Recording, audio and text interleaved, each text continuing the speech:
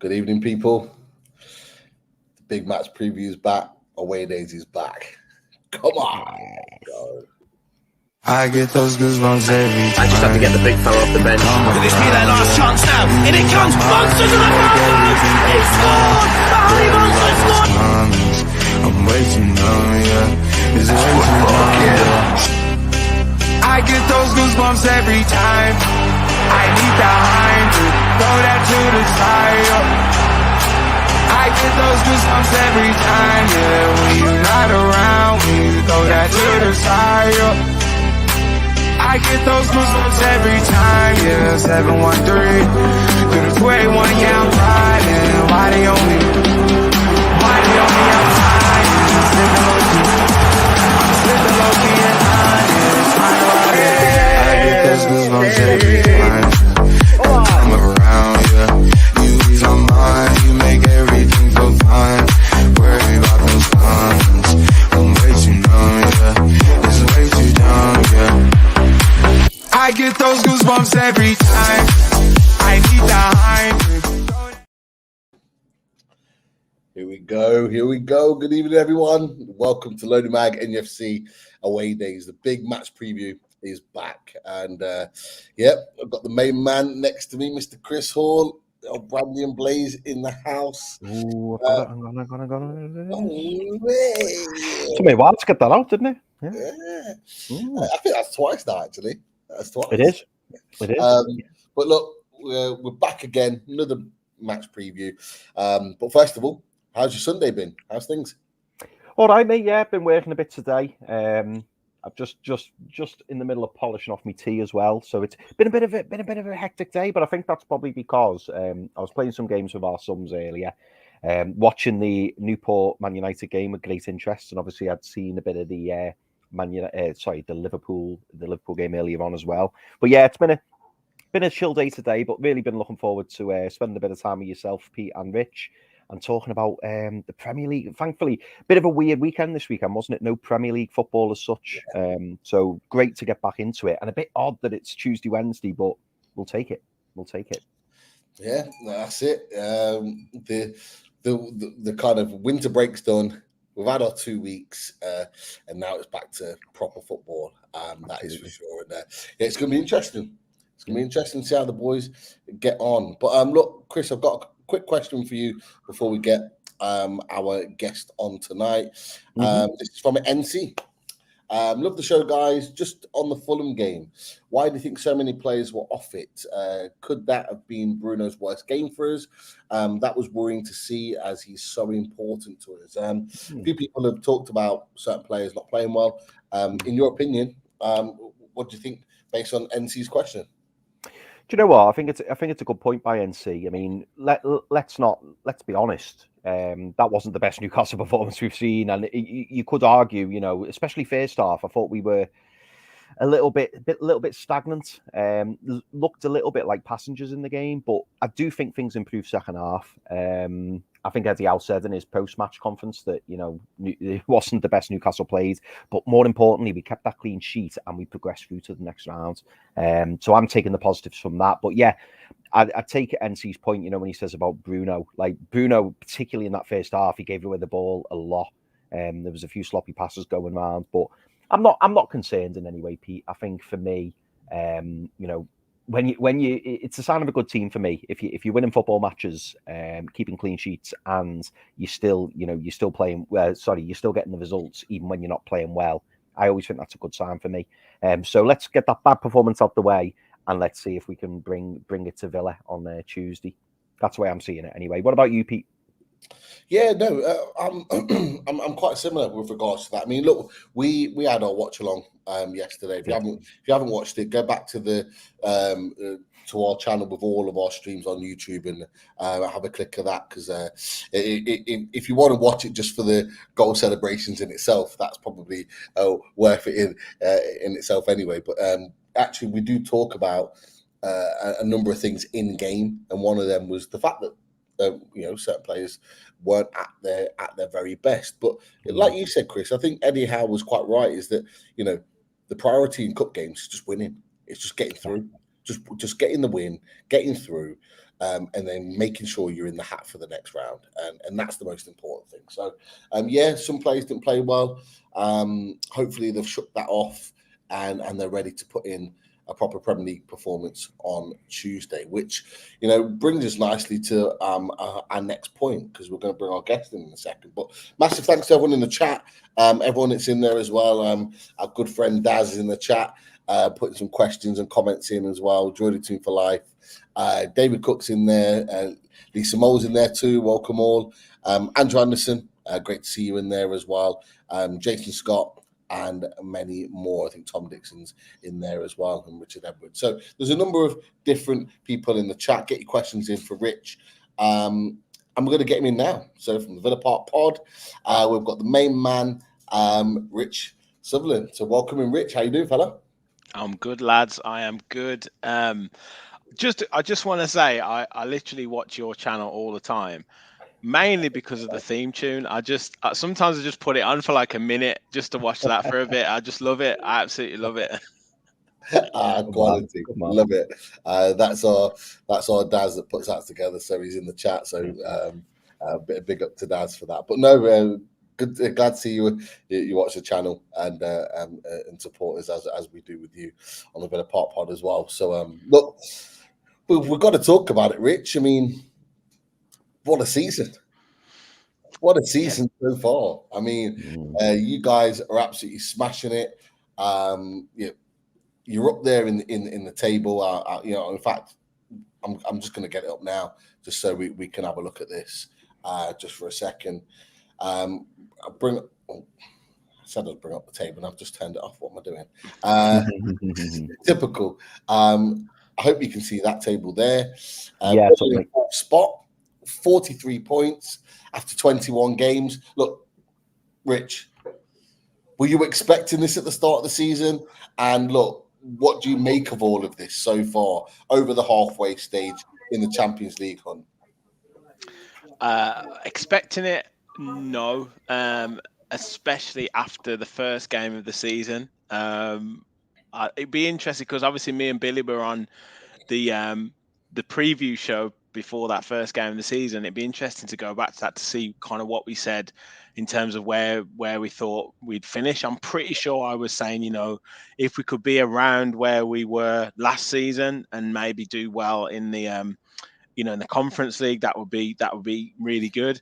But then obviously after that kind of 5-1 thrashing that you guys gave us, it was like, what the hell? And you're kind of thinking what's going on. But ever since then, it's just been incredible. Obviously the home run, the record winning home run that we've had, I guess put to an end by Sheffield United of all clubs, and then just to kind of continue winning in Europe, winning away from home, having a decent record away from home, and sitting in at times we've been second, third in the table. And now sitting in fourth is just incredible. So to say like would have expected at the start of the season, absolutely not. But obviously we'll get into our kind of, I guess, little bit of a blip that we're having. But to sit fourth at the moment is just fantastic. Yeah, definitely. Chris, what do you make of Villa's rise? I think we've talked about it here and there throughout the season, but just overall 21 games, 43 points, sitting in fourth place. What do you make of Villa's season so far? I think Villa have been fantastic. I mean, I must admit, I was one of those people, Rich, who kind of was banging the drum of, they'll fall away. They will fall away. And I know someone in the chat's already said that, they fancy Villa to struggle in the second half of the season, and apparently that's a trait of Unai Emery. I mean, you could argue Unai Emery, last season, his second half of the season was excellent, wasn't it? Like, he really kicked on, and whether he can do that over a full season, who knows? But I think that Aston Villa have been fantastic, and they're really now. I would class them now as like a solid top 6 team. And from where they've come under Unai Emery, and he's made some fantastic signings. Obviously, getting Moussa Diaby was painful. We were all hoping for Moussa Diaby, Rich, and obviously he joined Villa. I thought he was a good sign. And Pau Torres went under the radar. It's been incredible. Yeah. Even Alex Moreno at left back, he's keeping Luca Dean up the team, and he's a really good strong player. For Aston Villa, he's looked really good down, that left hand side, left back. And Douglas Luiz, do you know what? The biggest one for me, I think, has probably been Douglas Luiz in the form of him. I mean, I remember, Rich, under Gerrard, there was talks of Douglas Luiz being farmed out for 12, 15 million. It was like he didn't want him. And now Douglas Luiz, he's totally turned his career. Unai Emery's helped him turn his career around. And I seem to remember watching the 12th Man podcast not so long ago, and there was talks about him being, a 90, 100 million pound midfielder. And that's the performances he's putting in. I think both me and Billy were asked that question. Yeah, I mean, it's no. I mean, to be honest, Luiz. He's been fantastic, but that whole midfield, it was probably a trait of both Dean Smith and of Steven Gerrard. I don't like going back, too much, but it was probably a trait of those two managers that Villa in midfield were always overstretched, and that affected the likes of John McGinn as well. That affected Douglas Luiz, and obviously Boubacar Kamara came in as Steven Gerrard signing and was injured for a long part of last season. Sorry, the season that Gerrard, the early part of last season, and but ever since Emery's come in, he's kind of played that, I guess, that box midfield, the four in that midfield, and Luiz and Kamara have just been. I mean, there are arguably up there with the best, some of the best central midfield partnership in the league, and then you factor in John McGinn in certain games where he's, once he gets going, he's almost unplayable, and then you've got maybe a Jacob Ramsey or a Yuri Tielemans who really grown into the season, so there's that kind of three of McGinn, Kamara, Luiz is when it's on song, it's fantastic. Yeah. And then obviously, the upturn in fortune of Ollie Watkins. I think he's really come to the forefront, and having Moussa Diaby next to him or just behind him. Villa overall, mate, they've got a really, really solid team. And Diego Carlos was out for such a long time, wasn't he? He's come back. Pete knows full well how much I like Emiliano Martinez. I think he's. His antics. Mate. Yeah. It's what it's all about, though, isn't it? It's what it's all about. But yeah, no, I think Villa. I think Unai Emery's bought very well. He's got this Villa team organised, and now they're a threat. They really, really are. And it's again another example of a club selling such a big player like Jack Grealish. We've spoken about Declan Rice and other players like that, where Aston Villa have sold Jack Grealish, invested the money very wisely, and all of a sudden, Aston Villa look a completely different team to the one when Jack Grealish left. Also a player who got a lot of stick from Villa fans. I mean, I stuck with him for a good long period, and now he's starting to see the fruits of his play, his ability is Leon Bailey. I mean, he's just incredible at the moment as a player, and he's probably our most kind of potent attacking force at the moment. He's just brilliant. Like, he's a player that you pay money to go and see as it stands, and you just see him similar to when those type of players are confident. You've probably had it with like St. Maximin and one or two others. When they're confident, you just see the way that they take the ball, and they almost like that. Rather than stopping it and controlling it and then running with it, they just take it in their stride, and that's exactly what Bailey's doing at the moment. And every time he gets the ball, he looks like he's going to do something. And so he's just been a revelation this season. When we were speaking about Moussa Diaby, Rich, and Pete, you'll probably remember this conversation. We were talking because, correct me if I'm wrong, but Diaby and Bailey both came from Leverkusen, and I think Leon Bailey was keeping Moussa Diaby out the team. So it was quite a surprise that Leon Bailey was struggling so much. And it was weird because when you saw him in glimpses, or, when I watched highlights of Villa or Match of the Day, like Leon Bailey, he'd do little bursts of really good things, and then he'd be out the team for ages. And obviously, I didn't watch 90 minutes of Villa week in, week out like yourselves do. But he could never quite cement his place down. But like you say, this season under Unai Emery, he's correct me if I'm wrong, Mitch, haven't you kind of changed you've now accommodated Leon Bailey in the team, haven't you? As well as Moussa Diaby, because at one point earlier on, it was one or the other. And now it seems like Leon Bailey is undroppable and he's got to be in that 11. Yeah. Well, it's a kind of a weird formation, and it was sort of played last season, but it's been kind of really implemented this season where on that left-hand side, say Moreno or Luca Dean. I mean, Luca Dean's actually injured at the moment, but Moreno's coming just at the right time. And he pushes right up on that left-hand side. So it's kind of like McGinn and whoever, or Tielemans in that attacking midfield slot there will tuck right in. And then on the right-hand side, he'll play like an orthodox winger. So that will, at the moment, it's usually Leon Bailey. And then it kind of Diaby will play in the other kind of attacking midfield position, usually like behind Ollie Watkins. But yeah, so then the right back doesn't necessarily get forward as much as on the left. So the left back bombs right on, and then we play like a normal traditional right winger. And that's kind of how Emery's always played, because he almost likes to have sort of three across the back and one of the fullbacks pushing right up. If both of them push right up, then Kamara will drop right into and slot into as if he was like an auxiliary centre back. But yeah, I mean, it's testament to Emery's kind of, like you said, organisation, that the players know exactly where they need to go and know exactly what they need to do. He's very, very methodical in terms of the way that he approaches the game, and that's how that seems to be, as the league shows, that, you know, bearing results. So long may it continue. Definitely. Who would you say really quickly is your most important player, your most influential player to put you in the league right now, fourth in the league, 40 plus points? Who's been the main catalyst for you to be able to achieve that? Oh, that's a great question. Great question. And I'd have to say it's been different players at different times in terms of to answer that question. At times it's been Douglas Luiz, obviously, as you said before, he's been just phenomenal, particularly at the start of that season.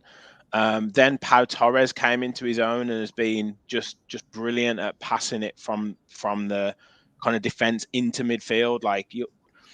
We'll talk a bit later in terms of the tactical nature of it, but yeah, he's been unreal. Then Watkins had a spell where he was unplayable.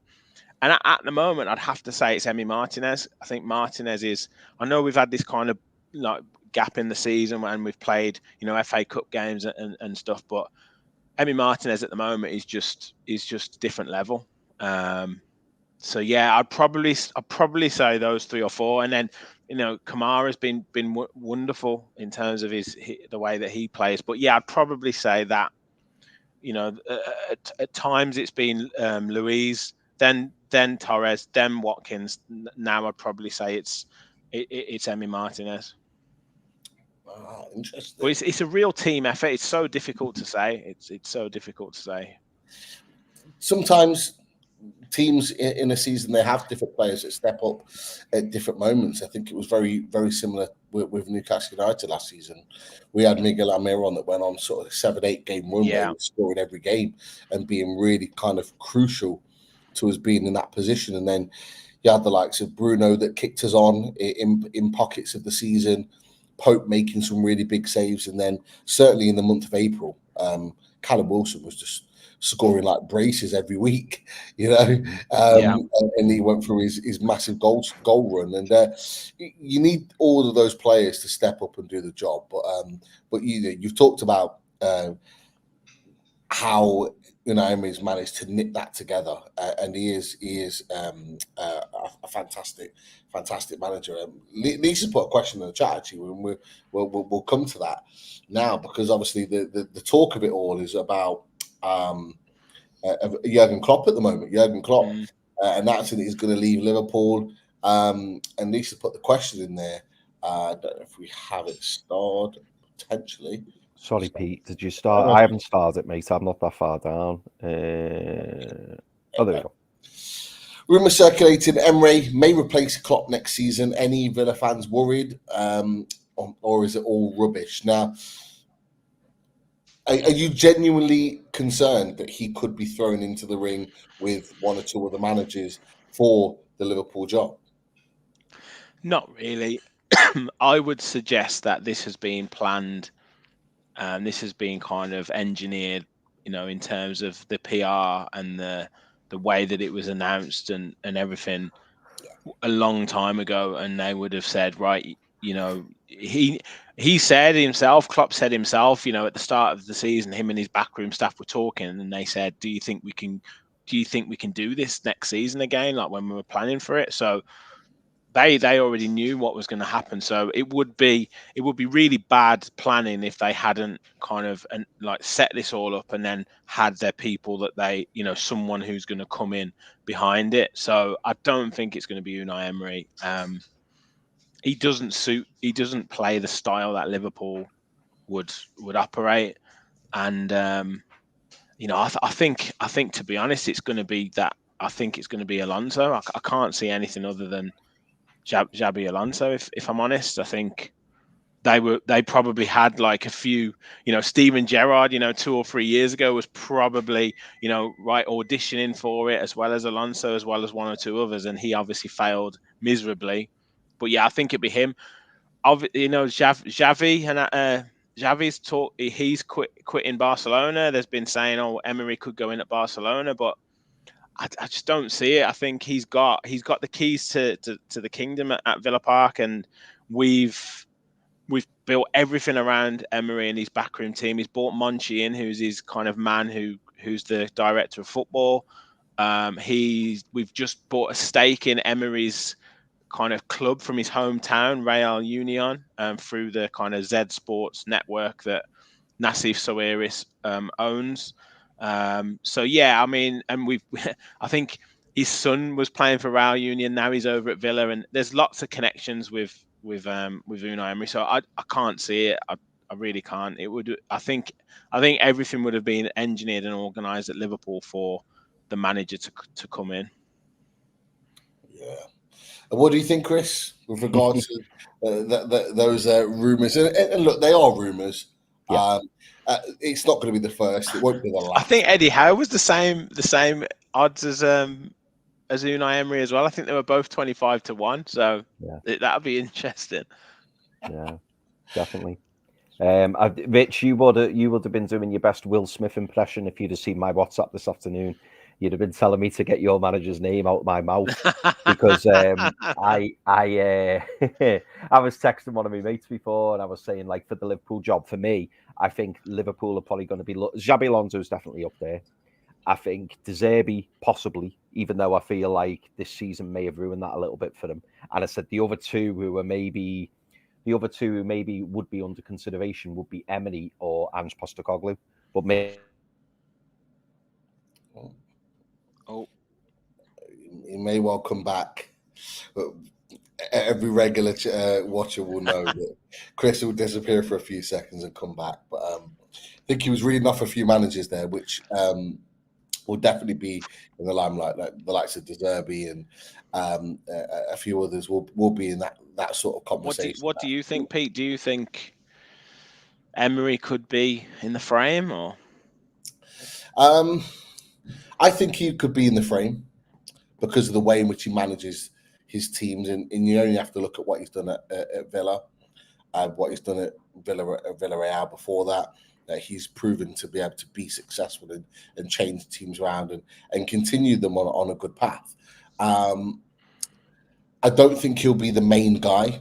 I don't think he'll be the one that they'll go for. I think you're absolutely right. I think Xabi Alonso is all that Liverpool are talking about right now. All the fans are talking about Xabi Alonso. He's doing a superb job at Leverkusen and could quite well be, the one to break that sort of stranglehold that Bayern Munich have had on that league for so many years. And if he does that, all he's going to do is just kind of add to that, that need to get him into Liverpool. So yeah, I do think Xabi Alonso is the guy. I've got a feeling that De Zerbi is lined up to be Pep's replacement at Man City. Yeah, I do think he does suit their style a little bit better, if I'm honest. So I just think from that perspective, I think it's probably those two managers going to those two clubs next, if I'm honest with you. But yeah, look, you're going to get lots of speculation. I hadn't personally heard of the Emery speculation, if I'm honest. I heard about it for Barcelona, but not for Liverpool. No. Well, yeah, because Xavi is stepping down. We talked about that yesterday, and yeah, I mean, look, Barcelona are skint right now, and they're in a really difficult situation. Even though it's Barcelona, I think looking at the picture of Barcelona, I don't think that would be the ideal move for him. No, if I'm honest, I think he'd be putting himself on the chopping block quite quickly. And look, Xavi, who loves that club, to walk away from that club in the manner that he's doing tells you that something's not right. And I just think with the thing that he's got in place for Villa and what he's got potential to do there is really, like, for me, I don't. There's not many jobs that you've got massive security at these days. But I think Emery has got enough in the bank of what he's done over the last year or so to ensure that he's got at least another good couple of years to build Aston Villa. And when you've got that level of security, I find it hard in my mind to think, why would I want to leave? Yeah. And you know, I just think, for me, I think he stays regardless. He's a brilliant manager. But look, I want to get your thoughts on Newcastle United. Not in the best position at the moment. I'll drop the league table back up for just a second. Sitting in 10th, 29 points. You know, already got multiple amounts of defeats in respect to before last season. Not where we want to be, for sure. You know, are you surprised in the fact of where we are right now in the league table and a kind of how our season's gone? Are there any things that you've spotted or noticed as the reason for us being in that position? I mean, I am surprised that you're in 10th position in the table. Obviously, it's very tight there, so that one win takes you quite into 7th almost, potentially. So you're not too far out of it at all. I mean, I do, obviously I watch a lot of Newcastle, living up here and kind of seeing it firsthand. I mean, I think some of it is to be expected with regards to and obviously it's coming to light now with profit and sustainability, FFP, all that talk. Villa are kind of feeling the pinch of it a little bit. Obviously, Nottingham Forest, Everton, etc., have really fell foul of it. But I think this is the frustration where the clubs like Newcastle, clubs like Villa, and that are almost getting punished for having successful seasons and then can't push on to sign players that they need to sign to maintain it. And it was always going to be difficult when you qualified for the Champions League, had such a great momentum from last season. It was always going to be difficult when you factor in the Champions League and everything that comes with that, all the emotion that comes with that, the way you've got to prepare for it, and then going back to the Premier League and doing it all again. It was always going to be difficult. So yeah, in that sense, I guess you guys would have thought, well, it's probably not going to be as as amazing as last season was. There are going to be bumps in the road. I do think there's been a few defeats in there though that you've got to say have been disappointing performances. Bournemouth away, I was out with loads of Newcastle fans on that day, and we watched the game, and I was pretty disappointed in Newcastle on that game. I think Everton away have had a disappointing performance. So yeah, there has, and that's always the danger, isn't it? When you do start losing a few games and that confidence goes, and you have a few injuries, you do start to have some poor performances in there. And it's all, I think, for your team, it's all about trying to arrest that as quickly as possible, because with Eddie Howe, once he gets on a run, once he gets on a winning run, it just continues, and that's what you kind of want to get back to. But yeah, I guess it's been a frustrating one for you guys, but I'm not, like I say, I'm kind of surprised that you're in 10th, but on the other hand, I think there's many like mitigating circumstances as to why you've had a bit of a stop-start season. Definitely. You just mentioned a number of those games there. You go back to the Bournemouth game. the Everton game that you mentioned as well, and then I would add in there the Luton away and the Nottingham Forest at home. You know, you look at those 4 games and you take all the other games out and you look at those 4 in isolation and you think to yourself, they're 4 games that Newcastle United have to win. If we want to be fighting for European football, you have to win those games. And if we win those 4 games in isolation, that table looks a hell of a lot different. And actually, we become a lot closer to where you and Tottenham are right now. And we're having a completely different conversation here today. Yeah. And that's where, and we Chris, you'll remember this because we were talking over the away days for Luton, going up to the Luton game. Yes. And I remember saying, this is a must win. We have to win this game. It's a must win. And some people were saying, I think we're going to lose. I think we're going to lose. You know, it's not, I expect us to lose. And I'm thinking, I don't expect us to lose because we knew the run that we had in January. We knew what was coming and we had to take the points because they're the games that, with all due respect to those clubs, is that you do expect to take points off, at least. And we took 0 points from any of those games, which is why we're in that position.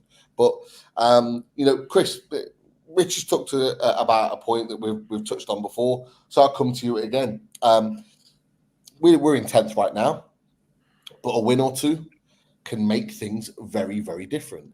Do you think we have enough to really kick on in the second half of the season and take us forward?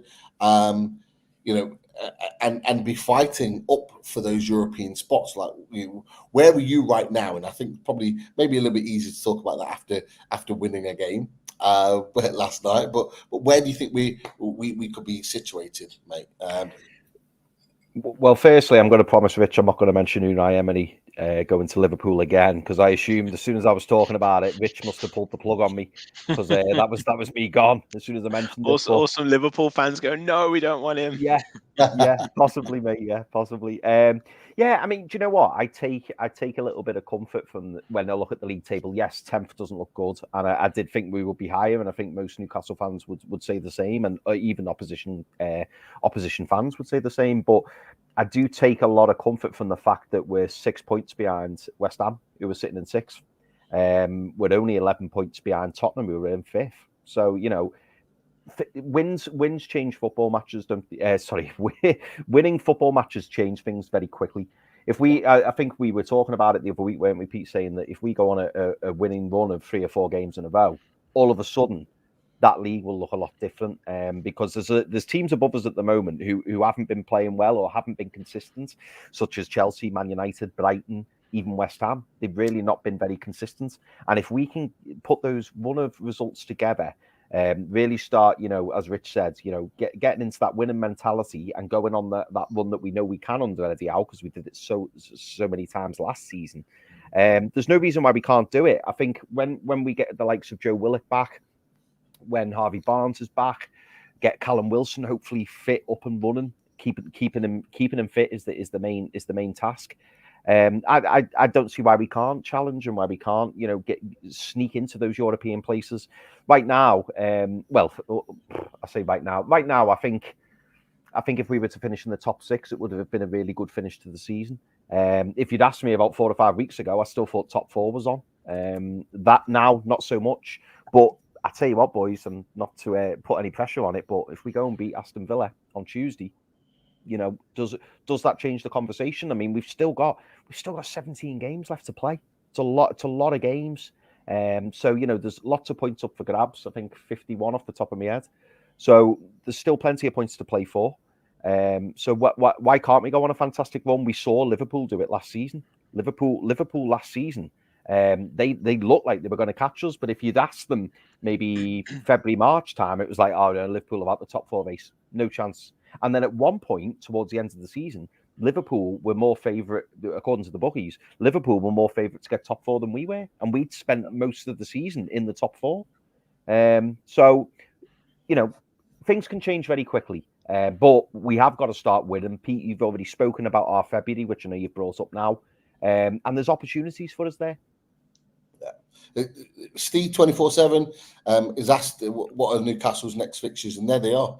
So if you look at that screen there, I'll just scroll down a little bit there. Yeah, after this game on Tuesday, Luton at home, Forest away, Bournemouth at home.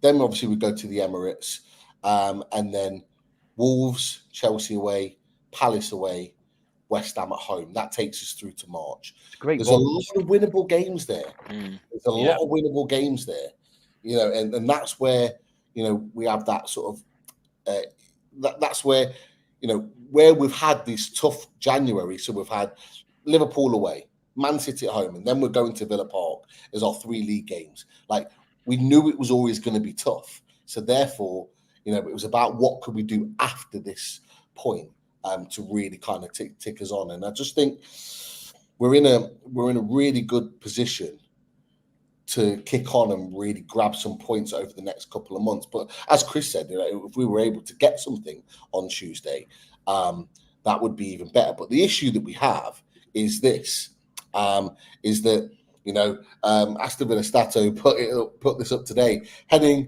into the Newcastle fixture on Tuesday, Aston Villa have won 16 of their last 17 Premier League home games. It's monstrous, mate. Well, Yeah. what have you done, Rich? Like, what is your club, your manager, your players? What have you done, and what are you seeing as a fan that's made that place an absolute fortress? Like, we see St James's Park as a fortress, but we've dropped some points this season where we probably would have expected not to. What have you done to make it an absolute fortress to have stats like that this season, mate? Yeah, I'll just Rachel, who's one of our viewers on our channel, one of our long-time viewers, has just put there, it's a jinx waiting to happen. So AVFC Stato always puts these things out on Twitter, and it's like so-and-so hasn't scored against Villa before, or hasn't scored in 10 games, and then up steps Villa. So yeah, it's a great one for him to put out. But yeah, in terms of kind of the home form, I mean, before that time, we were really hit and miss at home, and it was very, very frustrating the way that we were at home. We'd win the odd game, and then we'd lose some, against some ridiculous teams that you think you should be winning. And then I guess Emery came in and kind of got the fans straight away, and it's similar to what Eddie Howe did. You kind of, if you come in with the right tone and you talk the right way to the supporters, then you can get them on side really quickly. And then he beat Man United in his first home game, after obviously we got battered by you guys, and then it was ever since then we hadn't beaten United at home in the Premier League since 96 season, and then all of a sudden it just went from there, and it just gained momentum. And similar support base to Newcastle. Once the Villa fans believe, once they start going, then it's just like a snowball effect. And then even in games where we've been behind, you've got that belief that that the players can come back. I mean, we were 1-0 down against Crystal Palace this season with about 5 minutes to go, and then all of a sudden we win 3-1. We've had games in the Conference League where we've been drawing, and we've won in the last minute. So all that gives you the belief, and then to top it off, you beat Arsenal and you beat Man City at home, and it's just like, well, when is this going to end? And then obviously we drew against Sheffield United. Cameron Archer, who we sold to Sheffield United, scores.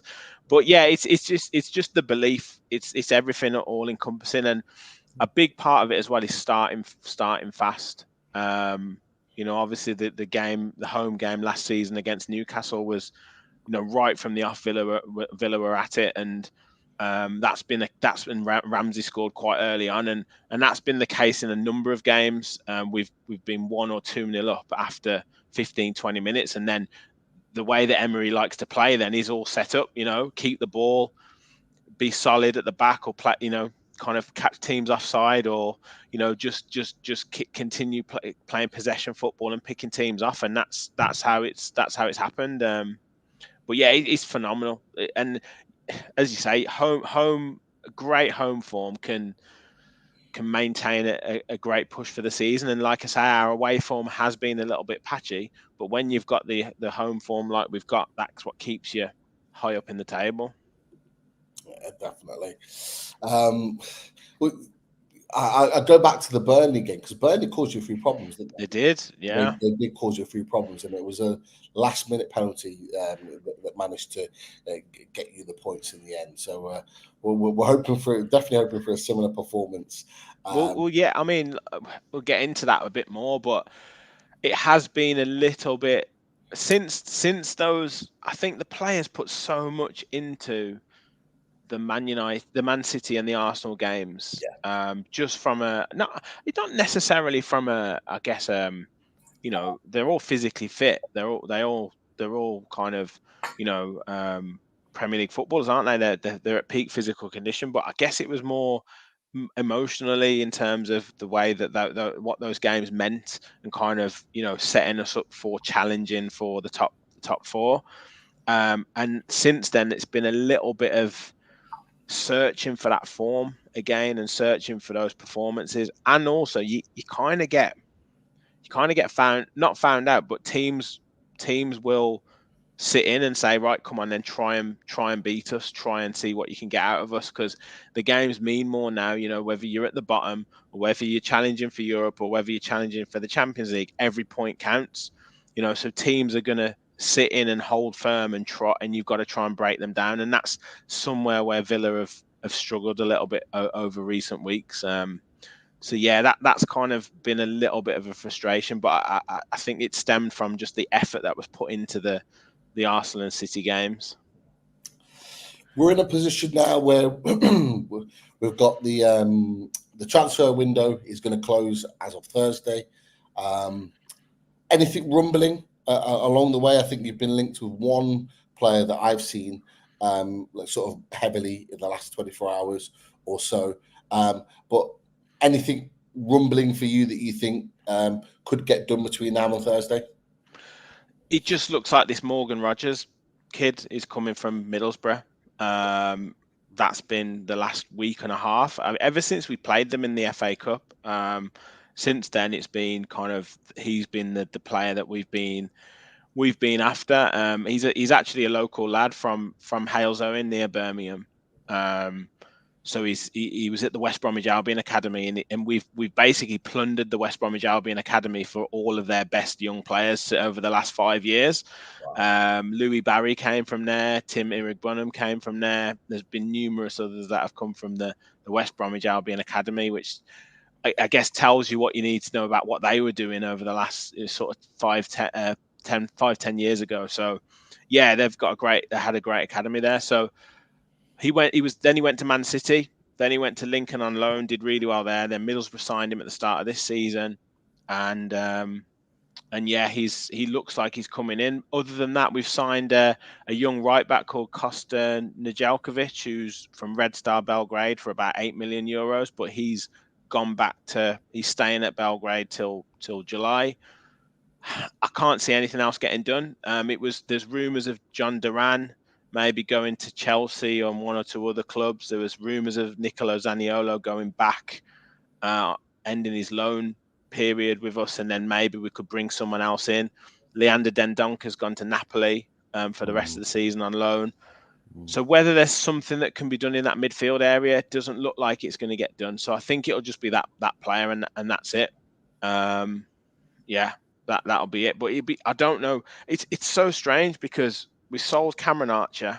Obviously, we've got a buyback clause in there. We sold Aaron Ramsey, who's Jacob's younger brother, to Burnley. And we sold Jaden Philogene Bidace to Hull, who's been absolutely ripping it up in the Championship.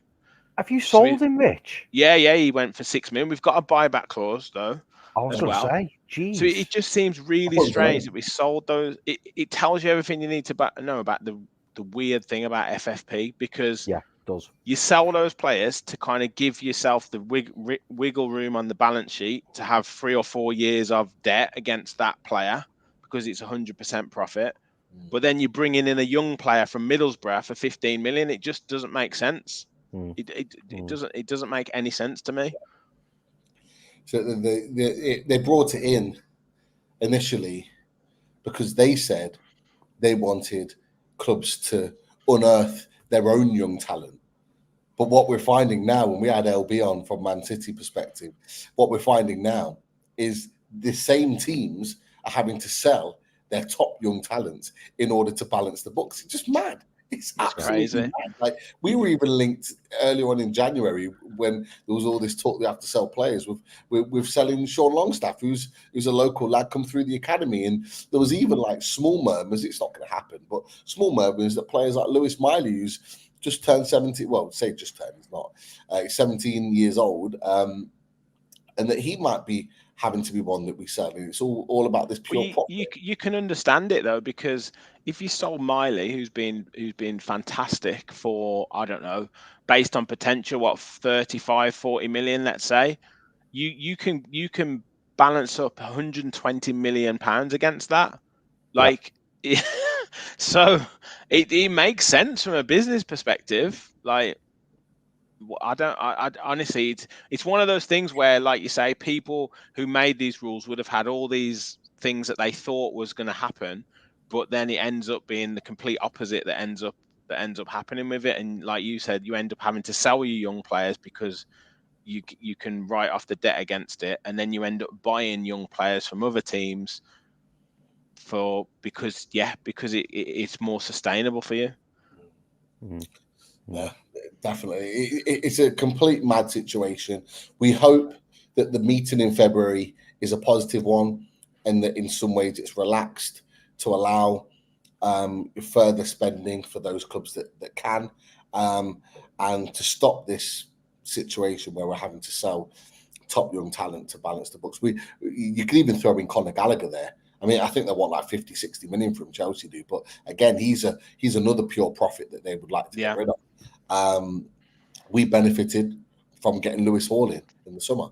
Some may say we didn't benefit because we haven't really seen much of him, but we have in the long run benefited that he's come to us. But again, Chelsea have had to do it, so it's a really, really strange situation. It really is. Chris, should we throw a couple of questions at Rich? But first of all, we want to know what is that? Is that Simba? Yeah. In the chat. Yeah, we've got Simba. I'm in Summer's room, as you could probably tell. We've got Simba. I've got a camel, and also I did notice this. That's a little flamingo. So yeah, we've got a full array of animals there. But yeah, well, you like me, Chris. You have to kind of beg, steal, and borrow different rooms in the house to try and. I've got a podcast. What are you not doing in this room? I know. Well, she's in my room. She's in my room playing Fortnite, and so she now owns my PS5. And we had guests downstairs, so I was like, I'm going to have to go in Summer's room. So yeah, that's where I put myself this evening. Needs must. Exactly. Yes, exactly. Before we go on to team news and start talking tactics, what I would like to do is put up a question. There's a couple of people that have put this up and raised it earlier on in the show. And David Cook's just put a comment on. Sorry, Chris. No, go for it, mate.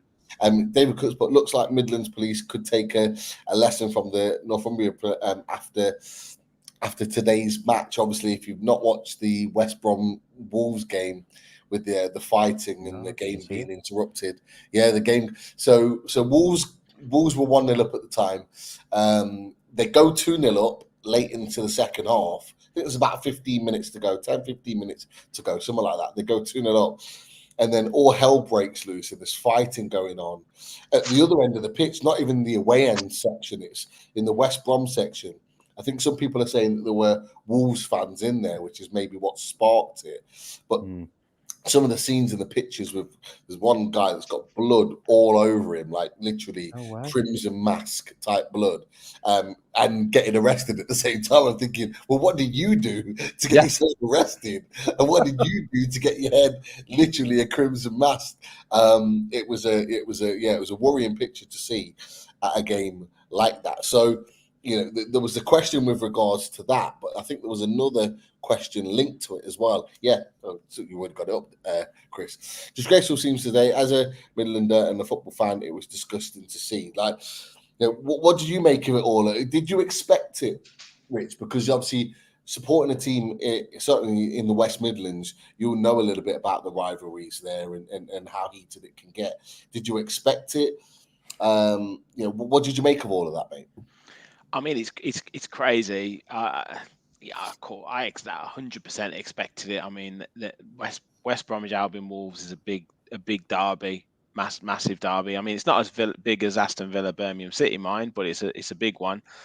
And yeah, I mean, it's one of those things. I don't think, as hard as you try in those situations, I think there's always going to be people that will cause trouble. I think that the shocking thing about it is there's kids and that in there. Like I seen there was something about there was a little girl or little boy or girl who had to be kind of pulled out of the melee while it was all going on, and then you're thinking about her or him or her. I can't remember if it's a boy or girl, but like then as a player kind of comforting them, and then where's their parent, like where's their mom or dad, like could they be like getting involved, like could they be kind of caught up in the trouble? And you just think these kids, man, they're seeing that, and it's shocking to them. So I think that's the more shocking side of it, but I'm not surprised. I mean, when you've got Wolves fans in there, I don't know, some people, I've had like friends of mine saying that there was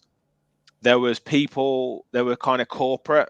So there was a couple of boxes there, and then when Wolves scored, there were Wolves fans in the corporate bit, like jumping up and down and celebrating, and then obviously that then alerts people, and they start kicking off, and then it all just escalates. But yeah, it's just not nice. You don't want to see it. But I mean, yeah, Midlands football. You've got 4 big clubs in that area. You've got Birmingham City, Villa. Obviously West Brom and Wolves, and if you remember a few years back, the guy who came on the pitch and punched Jack Grealish. I mean, these things in Midlands derbies, man, it's bad, it's nasty. Like obviously Newcastle Sunderland's a big derby, but people don't talk that much about Aston Villa Birmingham City or Wolves West Brom, and then when it comes up, it's nasty. But yeah, it wasn't nice to see. But like I say, I'm not particularly surprised that it happened. Yeah, I'm not surprised either for the reason you've said. I've seen a few of the derbies in the West Midlands over the years, and they are quite tasty. It just goes to show, though, and it's been said, what Newcastle and Sunderland did in terms of how they managed it, the fans in and out, how the police managed that situation. It seemed really extreme, and especially a lot of away fans were really frustrated off the back of that. They, whether you were from Newcastle or not, if you had a ticket, you had to go to Newcastle. Yeah. Get on the coach. You all drove in on the same coaches. Literally got dropped off, waited after the game, coach, straight back to Newcastle. Like it was an in and out job. It felt like a prison job. You know what I mean? Like the way in which it worked. But it meant that there was no issues, no fights, no. Exactly, and also hats off to the police there, because Sunderland could have easily said, right, there's only 2,000 tickets or whatever, and they would have been within their rights to do that, with I guess the history of the game. But there's 6,000 tickets for Newcastle fans, and credit to both clubs that they both sets of supporters behaved themselves well, and you think all that's going to happen is that Wolves and West Brom are going to get a bad reputation off the back of this, and they're obviously going to get punished by the FA, and that's not what you want. So yeah, I remember I was at that game where Grealish got punched, and we had a situation where we were kind of like boxed in by the police, and then you go like a few hundred yards, then another few hundred, and then like thankfully there wasn't any trouble on that. So yeah, I don't know what the situation was with. I mean, this situation though, the Wolves fans were at the other end, so it wasn't anything to do with them. Yeah. So it's obviously the way the ticketing's worked out, or like you say, some corporate situation, and then it's just all got out of hand. Little Dan put on a great video because he was in the away end, the Wolves end, celebrating his. I think the Wolves fans were saying something, chanting something along the lines of "sit down and behave yourselves." And he had the old selfie videoing himself telling the West Brom fans off. So they're speaking. They didn't do anything wrong. Fair play to them. But yeah, there weren't really nice scenes. I've got to be honest. I've just looked at my phone. I've seen something pop up. I don't believe it personally. I think it's road rubbish. But apparently, Mikel Arteta is going to be leaving at the end of the season. from Arsenal. Like, it's come from an account that has 2 million followers. But apparently the person that's done the article has like 623 followers. But apparently he's linked to the sport who are the and sport have actually kind of they've got it on. So I don't know if you'll be able to see it, but sport have put it on there. That's just popped up. It is trending at the moment. Yeah, I'm not sure on that. That would be strange, to say the least. At least. Yeah, someone's saying he's close to signing a new contract at Arsenal. Yeah, I think it's a Barcelona Barcelona media that are trying to unsettle him. I wonder why. Yeah, like I say, I didn't believe it. I just put it out there. But Chris, were you going to say something? Sorry. I think he's gone again.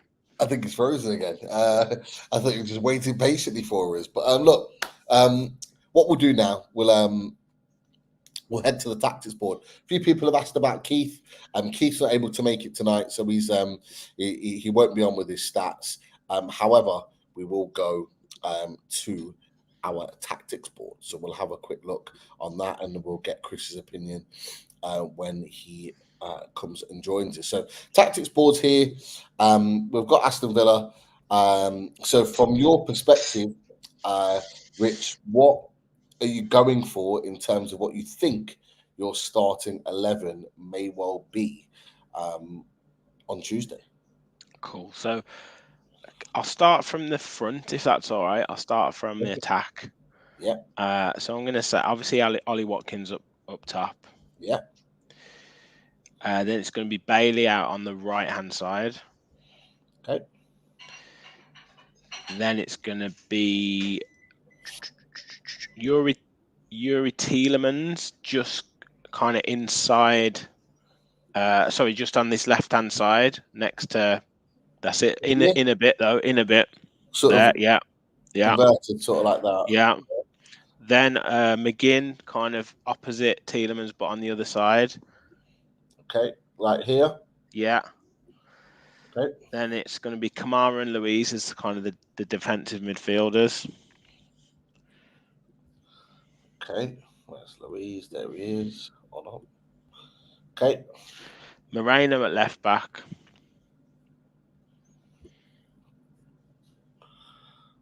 Okay.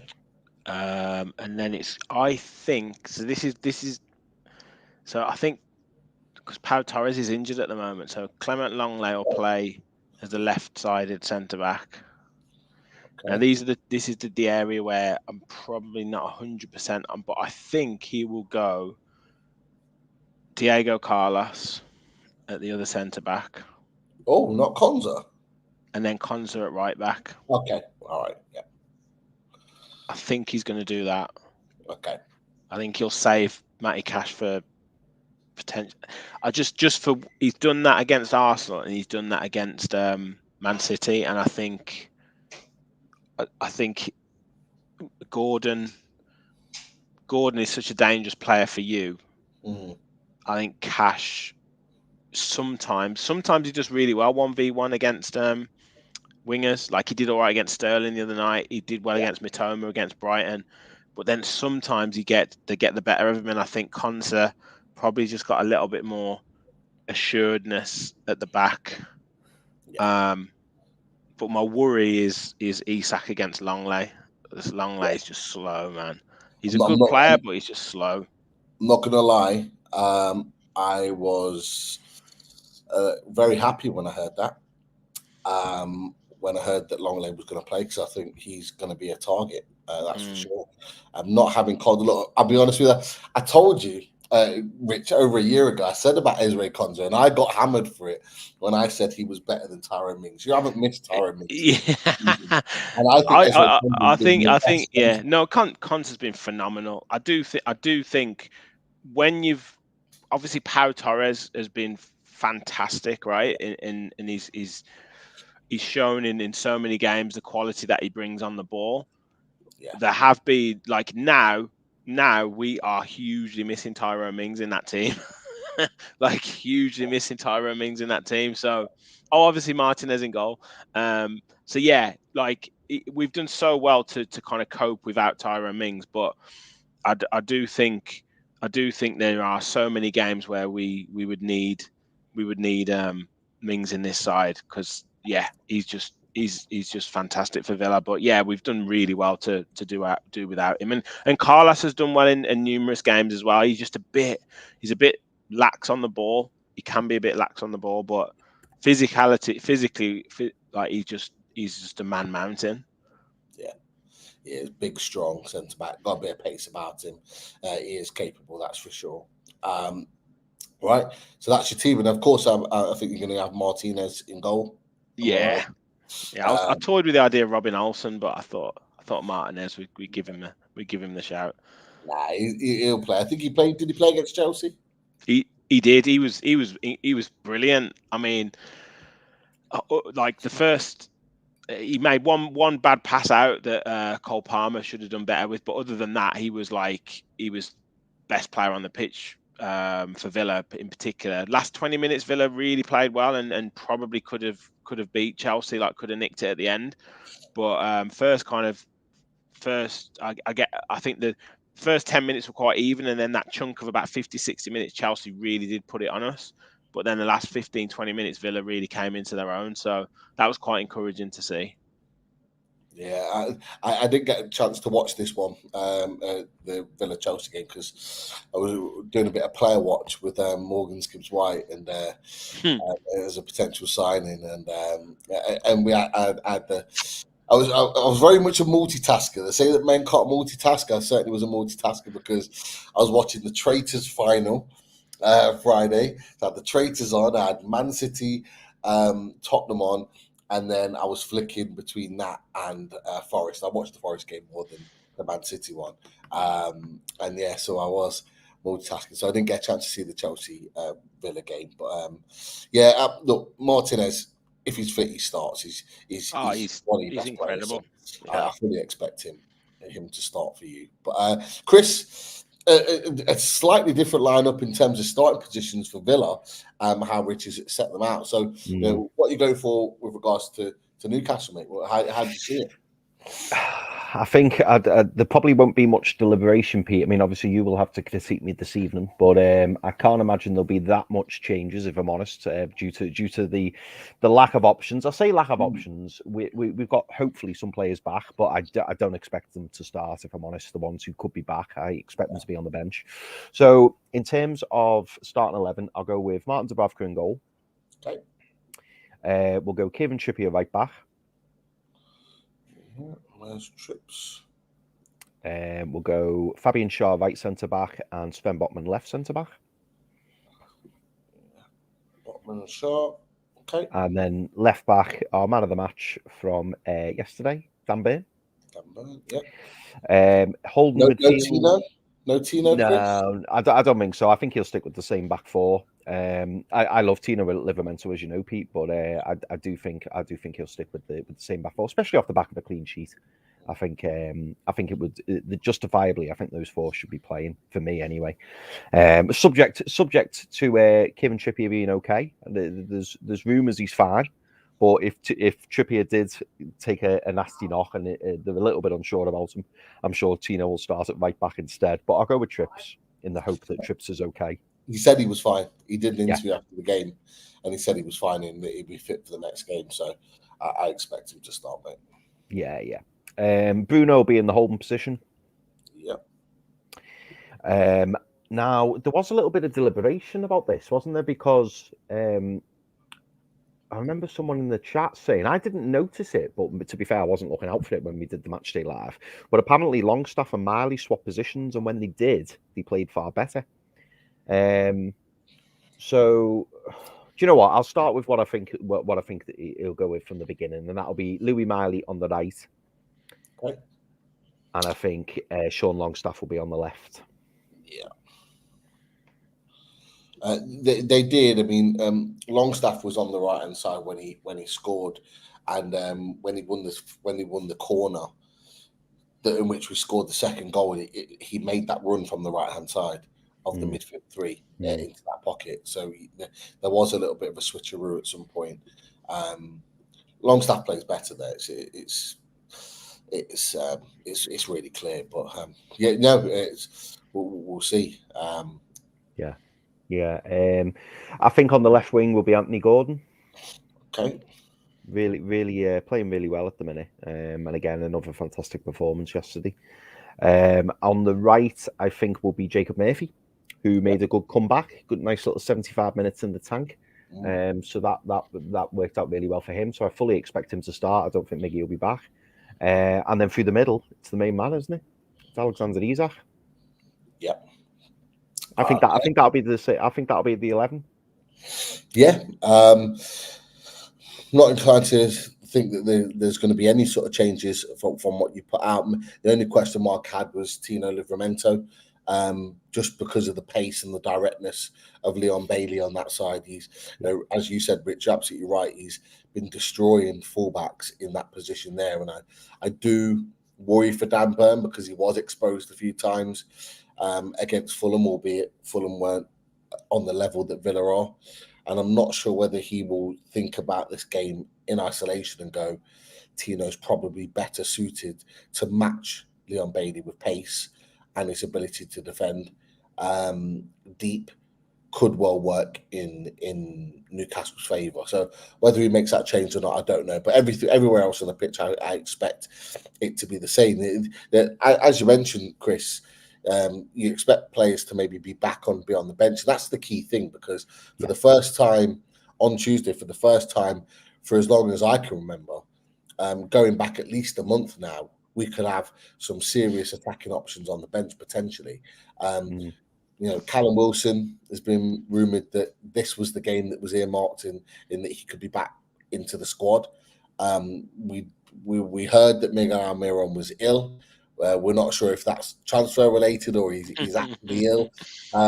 So we don't know whether he's headed off to Saudi at some point soon or whether he's actually just ill and that he's going to be back at some point. But you add him into that squad. You've got Harvey Barnes that is rumoured to be back as well, or very close to being back. So potential to come off the bench. And then Joe Willock, who we've missed in that midfield as an option. So you got you got four really good attacking options that you could bring off the bench there to really change the game if you need to. And that's the exciting thing for me, is seeing those players back, having those options. Rich, you talked about it earlier on, is that we've had issues with injuries and all the rest of it. We add that to our squad, and we are able to change things in game, which we've not been able to do.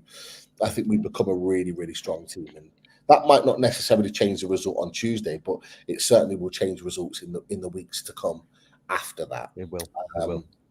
So yeah, hopefully we have some positive news there. But look, Rich, from your perspective, where do you see Villa winning the game?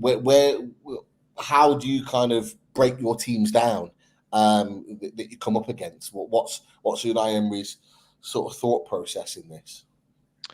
Well, he definitely likes to play through the third, so he'll utilise Longley. He likes that left-sided centre back. So in possession, he'll definitely utilise Longley to play through midfield either into Luis Kamara, and then try and get McGinn and Tielemans on the half turn to drive through midfield. And you know what John McGinn's like. If he's on his game, particularly at Villa Park, he's fantastic. And I am absolutely buzzing that a certain Joe Linton's not playing, because he absolutely dominates Villa. I mean, pretty much every time he plays against us. I know we beat you last season at Villa Park, but I thought Joe Linton still played pretty well. Yeah. But yeah, I'm so buzzing he's not playing, because I kind of look at that midfield and I see, if it's Luis Kamara, McGinn, Tielemans, I think that's a good midfield against, Bruno, Longstaff and Miley. So that's one area. Obviously, if Bailey can get isolated against, say, a Dan Burn, whoever's in that position, that's another area where we can punish. And then I guess Moreno on that left hand side as well, who really likes to get forward. So those are probably the three main areas. Where as I said to you, Pete, where I'm really concerned is Isak against Longley. I mean, that's a mismatch and a half, to be honest. So you just need to try and get the ball to him, and he will, I'm sure, play on that shoulder in between Longley and Moreno, because if Moreno does push forward, then Isak's got a hell of a chance to beat Longley over the top. So that's where I'm worried. But in terms of that midfield, I think we've probably got the edge there if all those players are on song. Chris, what are you thinking with regards to Newcastle? Like, where are we getting in? Like, a little bit of both, actually. Like, where are we getting in, and where can we nick a goal or two in this game, and where are you worried about most?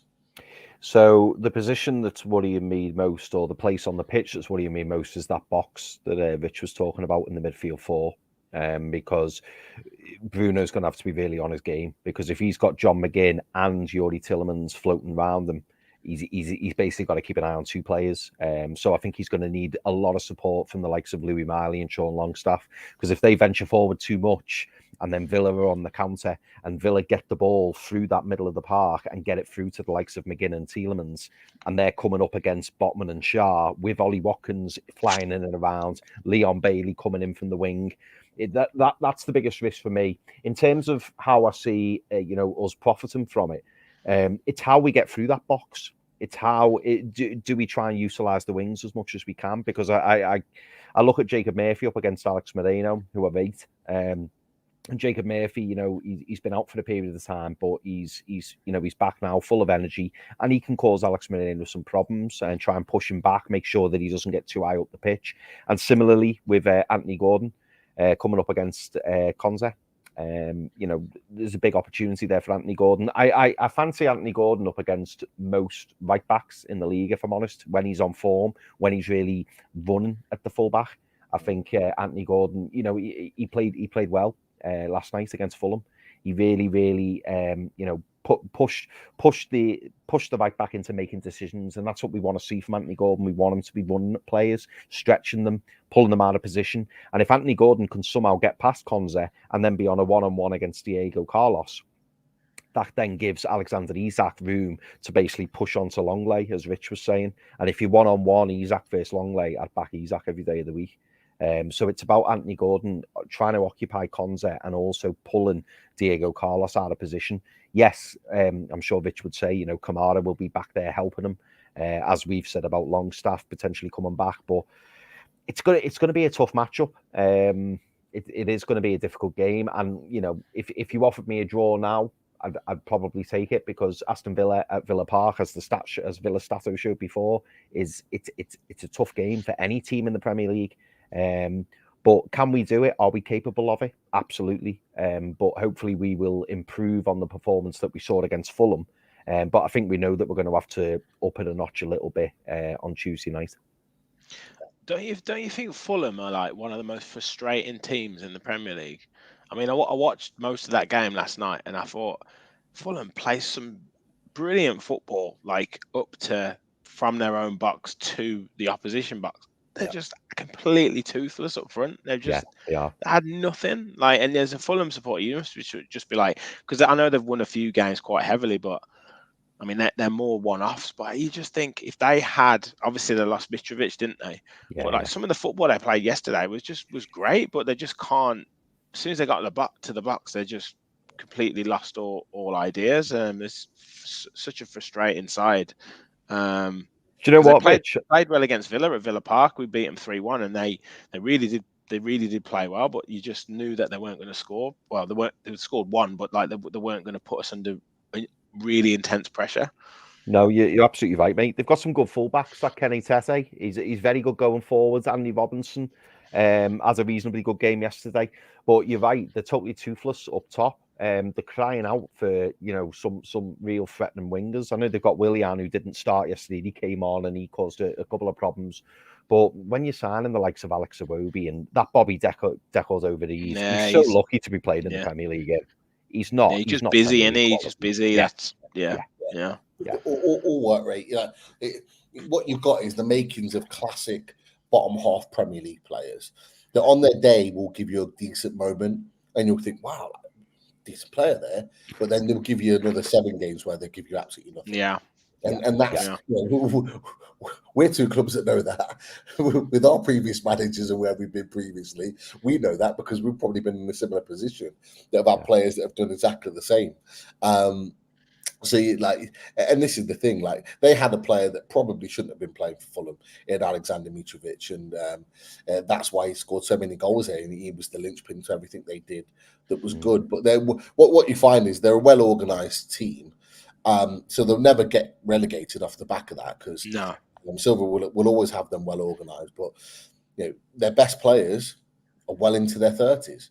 Raul Jimenez and Willian are their 2 big main threats, but they're like, I think Willian's 35, I think Jimenez is 33, 34. Like what else do you expect? You're going to get half moments from them because of that. And that's just a reality. And Palhinha is a defensive midfielder. He's not going to be able to make things tick going forward. But looking at that team setup, a couple of things from me. Botman and Shaw, they need a much better performance at Villa Park than what they did last time because they got absolutely rinsed by Watkins. And I expect them to be better. This man's going to have another big game.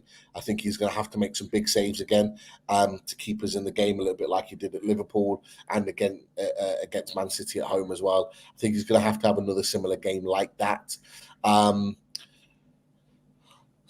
Here's the issue for me. These 3. This is going to be an issue here, and it's this because this is what absolutely killed us last time. Because it's very much a similar position, and I think at Villa Park last time it was Jacob Ramsey that took up this role here. Yeah, he's injured at the minute. He's injured at the minute. Absolutely, he made it. Because he just played in this little half space, and you sometimes see him on the touchline here, going at Trippier there, or he'll be on the half space, and Trippier doesn't know whether to go to him or stay. Shaw doesn't know whether to go to him or stay, and he just exploits all of this space in here wherever it's free. And that half space is really, really key for Aston Villa. And again, McGinn for the same reason, because what you found a lot of the time in the game is that McGinn was here, and he just occupied the space, or he switched with the winger, and he was at times one-on-one, and that's what he's allowed to do. He's almost got a free role at times, McGinn, and he's able to just roam around the pitch, so it's very hard to mark. So if he plays in this little space here, and we know, Chris, and we know as Newcastle fans, that playing in this area here is where we get exploited the most. It is. We saw it against Man City, we saw it against many other teams, and this is where maybe we need, and we're not going to because we know Eddie Howe is where we probably need to change tact and match up or match up here. Do you know what, Pete? I wanted to ask you this. Go on. Because this is the frustration, isn't it, that some people have had with Eddie Howe, and that he's very strict in the way that he plays. But would an easy way of kind of combating that be to sit Louis Miley just in front of Tielemans, to sit Sean Longstaff just in front of McGinn? Now, yes, you're giving up possession further up the pitch, which I totally understand. But if you can then, solidify yourselves, but sit back, win back possession, and then it's just about, Gordon coming back a little bit, Murphy coming back a little bit, keep Alexander in and around there. Obviously, he's going to have a difficult day with 4 players in and around him. But when you've got the possession, to then push forward as a team, but make sure that you come back as a team as well. I just feel if we leave Bruno isolated in that position, only one thing's going to happen, which is exactly what we saw, as you say, last season. And it doesn't look. Eddie Howe in his evolution is going to have to change tactic in game to manage situations. It's what the best managers do. Yeah, they will change their tact based on the team that they're playing against. They might not change their initial tactic, but they'll change things in game to make sure that the problems that they're realizing get stopped instantly. Now, I mentioned to you about setting up, and I'm not expecting the starting positions to be like that, but in game, you could have Longstaff just marshalling McGinn and his movements, and Miley doing the same with Tielemans, or certainly a double up here in terms of doubling that space there to allow maybe Trippier to come and be involved in attacks here. Because if he doubles up here and stops Tillemans from playing, it may well allow this. And there's a big space here potentially. If Tillemans is playing slightly inside, there's a big space here. And we know when playing against him against Leicester, he's not the best at recovering. He's not the best defensively. And you can exploit that if you allow then Trippier to get forward and double up on Alex Moreno. So that's maybe an in there for me. And what you would do there is give Bruno free rein. He can still come and pick the ball up there. So their starting positions when we've got the ball maybe slightly deeper. So Bruno can still exploit those positions there. But in game, you might see him move further forward and maybe make more connections with Isak and Gordon and Murphy and playing in this space right dead centre in the middle. Yeah. And so you might not start like this. This might not be the tactic. The tactic might be exactly what we started with. But in game, you see a little bit different in terms of their responsibilities in the game are different. They're given very particular tasks to do. Because this is what you have to do away from home.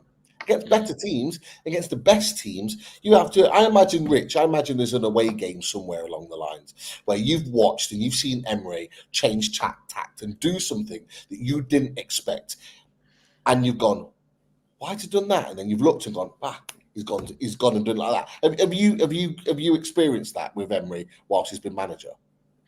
Absolutely. I mean, he's actually gone from a more defensive tact away from home to kind of operating more the way he does at home, away like in away games. And it's to be honest, that's probably been the reason why our away form has been a bit patchy, because last season and for some games this season, like if I think about the Chelsea game that we won 1-0, he kind of sat back, kept the line held. Tottenham in that second half, when we kind of got used to how they were playing, he kind of dropped the line about 10-15 yards, and then we picked them off. And with Chelsea, we soaked up the pressure and then scored on the break. And there was lots of games last season that we managed to do that. It's the games where we've played the higher line, the Nottingham Forest away, Bournemouth away, that we just about got a draw against. It's those games where we've maybe struggled a little bit. On Liverpool right at the start of the season, when we tried to go toe to toe with them, where we've maybe played that higher line and come unstuck. But yeah, he changes in game. If we're 1 or 2-0 up away from home, this is why I'm surprised he didn't do it against Man United. And maybe it was a personnel thing, but a lot of the time he's gone like 6 at the back. And just gone right. Just try and get just try and get through us. 2 extra fullbacks on, and just gone for it, and just sat back. So it's a bit of a strange one, but he definitely. I mean, that's the mark of Emery. Like he's always changing things, moving players into little different positions. Looking at the situations in game, and like you say, that's probably the next stage of Howe's kind of management setup in terms of maturity of how to do that and get and explain to his players at what situations and when to do it. Just quickly, in terms of how Newcastle, I think, could benefit against Villa, is I think that thing what you're saying in midfield, that would really work if Joe Linton was in the side, because physically he could probably outmuscle like a Tielemans or a McGinn and really dominate. So I think that might hamper Howe's approach in that situation, because I don't know if you put like Longstaff on him again and he gets dominated, it's almost like negating what Longstaff can do, and you kind of want to let him do his natural game, and make it the same with Miley. He gets box to box, he's up and down the pitch, and maybe just making him mark a player would be kind of detrimental to his game. But where you guys all probably get through us is if we play a higher line, then you've got Gordon, Isak, and Murphy. If you do sit deeper, then literally one ball over the top can really cause us problems. With regards to those 3 players up top, because they're all fast, and they're probably faster. Other than Moreno, they're faster than I mean, Cons is not slow, and it could be Matty Cash that plays there. Don't get me wrong, but that's probably the area where you guys could really punish us if you just pick up the ball and Guimaraes is the first thing he does is, like, as soon as he picks up the ball in his own half, is look to play balls in behind us. That's where you guys will all profit. Is your high line as high as it was when we played you at St James's Park, and then Yeah. Without doubt. I mean, back? just look at the stats. Like I think we've caught teams. I think it's something like 115 times we've caught teams offside or something stupid, and then the next one below is like 60. The next club below is 60. So yeah, we operate a high line. That's how it works. It's not necessarily the line that is the issue. It's you've got to make sure the pressure on the ball by the midfielders and the attackers is right. That's what stops teams from punishing your high line. If you don't get the pressing of the ball right, then your high line is redundant. But at the moment, because Tielemans, McGinn, Bailey, Watkins, Luis Kamara can squeeze up quite high and put pressure on, then that means that our line can push up. But if they get that wrong, then that's where we can get punished. Do you know what I'd love to see, Pete? And I know it's probably not worth talking about in great detail, but just looking there at what Mitch has said, and obviously the fact that Villa predominantly like to dominate the middle of the park. I'd love to see Eddie Howe maybe revert to a back three, so putting the Byrne, Botman, and Shaw as your back three, and then having Lewis Hall and Kieran Trippier as high wing backs. Just to kind of try and expose that space, because you can see there that you've got your box four, and if you can make John McGinn have to go out wide right, make Yoli Tielemans have to go out wide left, that then gives Bruno and Longstaff a 2v2 essentially against Kamara and David Luiz. Not easy, I know. But and then obviously you'd have to drop Louis Miley. But yeah, and then you push your back three up a touch. So you've got Dan Byrne and Botman playing a high line, maybe playing Villa at their own game. Trying to make Ollie Watkins like have to come back even more. And then already, if you look at that, look how dominant Newcastle look as like in going towards the halfway line. I know we're probably not going to do it, but He's gone again. Just as he was in full flow. Yeah, he's in mid-flow. But no, look, we don't expect to see this from Eddie Howe. This is the thing. These are the kind of things that we'd like to see is a different type of style to be able to, offer something different against a team away from home like Aston Villa. And this is what we look at. There are still issues there in terms of being outran and outworked in that midfield, because you get Luiz that will probably push further forward with Kamara sitting. You've got McGinn that can still occupy those spaces, and maybe with a tuck in, it may well probably work, particularly if we're defensive. What I want to see is maybe this later on in the game, as you said, doing like the 5-6 at the back type mentality, in just sitting in and going, right, you know what, break us down, and maybe throwing on another midfielder. So you bring Willock into there, and you maybe take Murphy off, and you just go, you know what, Willock, you come and play out here. We're just going to sit in and break us down, and we're going to use these boys to occupy the ball and try and catch them on the counter if we're in a winning position. That's kind of what I'd love to go for. But this is, I think, the big frustration is that we don't see it, and the reason why we don't see it is because Eddie Howe is very much a stickler for his kind of setup in the way in which he plays, which is not the worst thing in the world. But when you're playing away from home, and it's clearly been an issue for this season, it's something where you might have to look at it and change something in some way, shape, or form. Yeah, it's but it might be with Eddie Howe, it might have been slightly personnel causing that. Now, like you say, he's got players coming back. It gives him a bit more freedom to make changes, whether that be to the system or to starting lineup as those players come back to fitness. But yeah, also another weapon you've got is Harvey Barnes, because he loves scoring against Villa. So I'm hoping that he's not risked for the game on Tuesday night, because even if he comes on for like 5 minutes, he's still got a hell of a chance of scoring against us, because he always scores. He loves that. He clearly loves Villa's high line.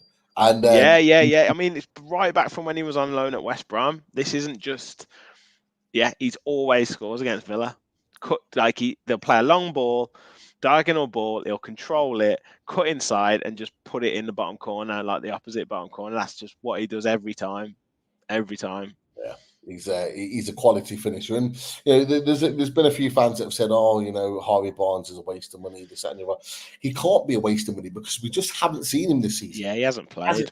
He hasn't played, and it's really hard to say that a player is a waste of money when you're not seeing him play football. Like Harvey Barnes is pretty much almost a guaranteed double figures player.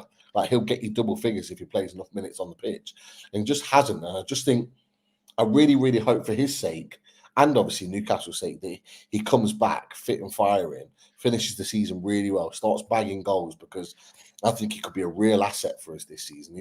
He's a different type of player to Gordon, which is a good thing. But that counter-attack, Newcastle fans keep putting it on Twitter, that counter-attack against Villa, first game of the season, when Murphy puts the ball through to him and he just runs through, a couple of touches, and just bang, straight into the corner. Every time, mate. Every time. It doesn't matter. He did it for Leicester when Leicester were nearly going down last season. It's exactly the same every time. But there's rumours that Harvey Barnes could be back on the bench potentially on Tuesday. If not, he'll be back on Saturday. So I think just keep him for Saturday. You just keep him for Saturday. But yeah, I mean Villa have got players out as well. I know Jacob Ramsey. I don't know if he'll be back. Luca Dean was training it back in training, so he might make the bench. I don't think Pau Torres will be in the squad. He's had a setback. Then we've got Emery Buendia, who I think would have been a big player for us this season. He's probably looking at March maybe when he can potentially make a comeback. And Mings is out for the season, but yeah, Villa, I know Tottenham went on about their injuries, but but Villa have had their fair share of injuries as well. Like it's not, the similar situation with you guys and Almiron is whether John Duran does have a real injury or whether it's just to shield him from the speculation. Like that's the situation. But yeah, I mean, even he's an option for us to come off the bench if we need a bruiser or if we need a bit of chaos to be caused on the pitch. But yeah, he's apparently injured as well. So yeah, if all your players are back in terms of being on the bench, then I think you guys have probably got a stronger bench than us, because we probably only really have Diaby if Bailey starts, and then Nicola Zaniolo. They're probably the only real attacking options that we've got. Yeah. It'll be interesting to see, because a couple of clubs have been after Duran recently. So, I think it's just a greedy agent, to be honest. I can't see it. I can't see it happening unless we had someone coming in. I can't see it happening in any way, because I know he's not been amazing, but we can't just operate with Ollie Watkins. Like if something happened to him, then we'd be in terrible trouble. Definitely. You've kind of ran the gauntlet with him, with Ollie Watkins, because he has been really the only mainstay in your sort of front line. So yeah, you won't want to get an injury with him, that's for sure. But Chris, obviously before the internet went off for you were in kind of like full flow. So I kept the tactics board up just so you could kind of finish your point really and what you wanted to say. Yeah, no. So I was just saying, if we play with that flat back three, and then add Lewis Hall and Kieran Trippier as high wing backs, that would then preoccupy John McGinn and Yuri Tillemans to have to push out wide to kind of hopefully counteract them from their point of view, and then that would leave you 2-on-2 with Bruno and Sean Longstaff coming up against Kamara and Douglas Luiz. Not saying it'd work, but I just see big gaps, down the wings, and we know that Villa, especially from the game last season, we know that Villa causes all kind of problems in those the number 10 position, if you like. And if we played with Sean Longstaff and Bruno both sitting in front of our back three, I just think that would counteract it. It would just block up that room, and then it would stop. The likes of McGinn and Tielemans being so effective as they were last season, even though it was Jacob Ramsey. Yeah. There's like we briefly touched on it just whilst you're off, and Yeah.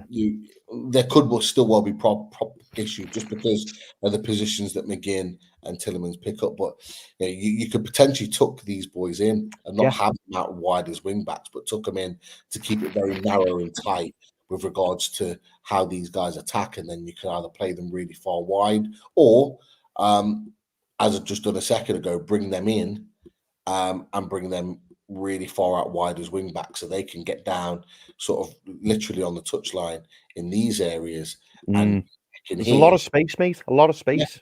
And you're asking a little bit more defensively of these boys, but one of them can come and tuck in. So you'd probably expect Murphy to maybe come and tuck in this position to allow Trippier to get forward, Gordon to get forward in there, and then you've got those four that are likely to attack. So Murphy can hang back slightly to allow Trippier to get forward, or vice versa.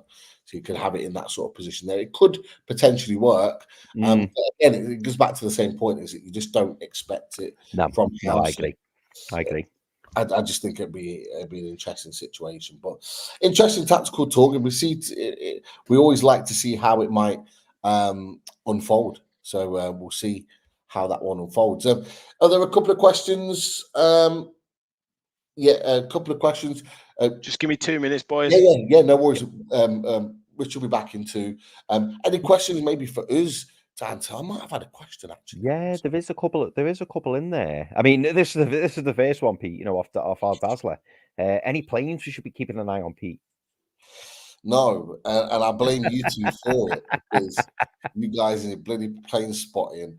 You've got me putting plane spotting stuff in the chat now, which is crazy. But I've never seen so much plane spotting nonsense come up on my timeline. So I'm put it in there to keep you guys in the loop more than anything. But you guys are seeing it anyway, so it's fine. Yeah. But nothing complains. I'm sure there'll be something going in the chat with regards to a Saudi plane and going from Auckland to Newcastle with regards to Miggy and all the rest of it. Let's see how Monday unfolds with that. Well, we've been talking a lot about the revenge tour, Pete, and I think it was you that brought this up. But Nobby Clark asks, is this game against Villa a free hit? No chance. No, not for you. Nope. We need points on the board ASAP. Now, do I expect Newcastle to win? No, because of the record that Villa have got there at the moment. It's an outstanding record, and it's not one that you can take lightly. But it's not one that I expect Newcastle to lie down and just let Villa win. We need to put in a performance. We need a point, 3 points on the board. If we go and get 3 points on Tuesday, that's arguably our biggest result of the season. Because it sets up the second half of the season perfectly for us to really properly kick on. This season can still be saved here. It might not look like Champions League football by the end of it, but if it looks like European football and a chance of potentially getting to Wembley in the FA Cup, that's a season saved, in my opinion. I agree. Because we're getting European football, which will attract good players into the club, and then on top of that, we have another good cup run where it accumulates to, if we get to the semi-final, if we win against either Blackburn or Wrexham, which, you've got to be confident with the way we dismantled Fulham, not playing at our best. If we win that, we're one game away from Wembley. One game away from Wembley. And there's still teams that are playing each other in those rounds that we could draw and we could beat. It's still the top teams in there still, but there are other teams that we could potentially come out the draw that are actually playing each other. So it works out really well. And we could be potentially, after this tie, if we win, one game for Wembley, that's massive. And I just think that and getting our league form right would be massive. But that's just me. What about you, Chris? No, I mean, I can see why Nobby's asking the question, because we said, didn't we, that kind of we weren't expecting anything from Villa. I mean, I do hope that we go to Villa Park and we go and try and get the win. Obviously, even a point right now would be good. But I do get why he's asked, because I suppose we kind of said that, you know, the form really needs to kick in on the weekend, you know, against Luton, because really we should be winning that game. There's no doubt about that. So I can see why he's asked the question, but no, I mean, I always go into Newcastle games optimistic, and I do hope that we can go to Villa Park and certainly get something from the game. Even if we put in a really good performance, one that is a big improvement on what we've seen in previous weeks. It'd just be nice to get a little bit of form going. So the season starts for me tomorrow. That's the way I'm looking at it. Oh, sorry, no, Tuesday. That's the way I'm looking at it. But realistically, I suppose if you were to ask me, you know, where do I think we're going to get our first few points from, I would probably say Saturday, because I do think it's going to be incredibly difficult on Tuesday night. Yeah, definitely it will be. But yeah, I don't know. Just one more quick question for you, Pete, before we go to Rich, because I haven't seen this, but maybe you have. John Southern says, newspaper reports saying PSG have activated Bruno's release clause. Don't believe it for the minute. Bruno's not going anywhere this month. If we're having the conversation in the summer, depending on where we finish, I think it might well be, honestly, a different conversation. I've said to you boys privately, I do think Bruno, if we don't get European football, there's a high chance he could leave in the summer. That's just my opinion. But yeah, Bruno's here for the rest of the season. He's not going anywhere. No, I agree. There's just no way that, you know, Villa have had the similar rumours with Douglas Luiz, and, you know, you guys had the same with Bruno. When you're talking about deals in January, and what are we on the 28th now? There's no way that gets done, and the contracts get signed, and the legal teams get involved, and Newcastle try and get a player in to replace him. It just can't happen within the space of 5 days. It's just impossible. Yeah, it would have happened later on at the beginning of the window, because I agree. I know that we're trying to offload certain players at the moment, or we're rumored to be trying to offload certain players, but I don't believe Bruno Guimaraes is one of those. No.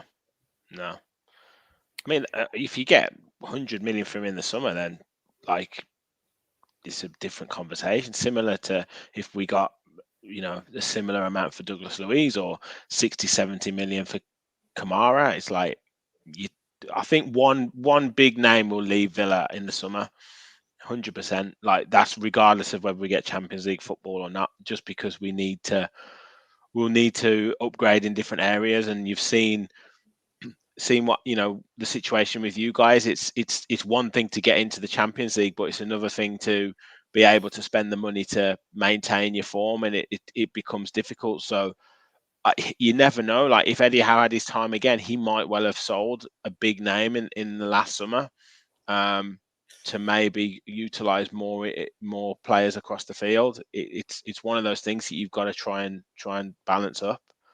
Rich, honestly, I think that's the one big mistake that I think our ownership look back to last summer. I think, and it's been talked about now, so it's not brand new information, but I think that there was a time and a place to cash in on the likes of Miguel Almiron, and as well as that, the likes of Callum Wilson. After an 18-goal season, you're getting 30 million for him. Yeah, and someone pays that. And yet, as Newcastle fans, you might think, oh, what? Wow. But then if we get a Benjamin Sesko in last summer and he doesn't go to Leipzig, or we get someone else in, a young, hungry striker to come in that maybe stays fit, and if he has his issues, comes in and does the business, we're not in this position. Miguel Almiron, you know, you could quite easily be seeing Moussa Diaby in a black and white shirt. Miguel Almiron leaves, because there was strong rumours in the summer that he was offered to Newcastle, and we said no, because we were selling Anisette Maximin. Eddie Howe wanted another left winger in. He earmarked Harvey Barnes, and so he ends up at Villa. And you're having a completely different conversation there in terms of who we're setting up in there. And I think Newcastle wanted to keep their team together and slowly add and build to it. But I think they will probably realise now that they could have done things differently, and that's maybe why we're seeing more of a ruthless approach this month, and we're having so many players that are linked with moves, because they're thinking, you know what, maybe we do need to cash in on these players now, because next summer they won't be worth nothing of the value that they would have been last summer.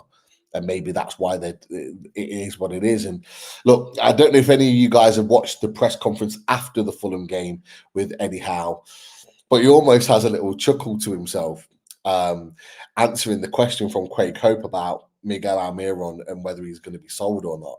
And he's trying to hold it in, and you can see him, he's got a big smile on his face. He's kind of like puts his head down. He's almost like laughing, because he knows he's not stupid. He doesn't even answer the question properly about whether he's going to go or not, or whether he's up for sale. Like, it's clear from his response. Miguel Almiron is up for sale. He can be sold.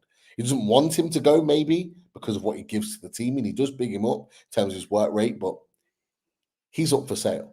And if there's someone that's willing to pay, and it seems like there is from Saudi, providing that he agrees to leave, he'll get sold between now and Thursday, 110%. A couple of other questions before we go to predictions. Yeah, absolutely, mate. So Life Goals asks you, Rich, would you take 5th place and a cup? 100%. 100%. I mean, I'd take 7th place in a cup. We Villa fans haven't won anything for what's it, 1996 when we won the League Cup. So yeah, you know, I know. What's his name?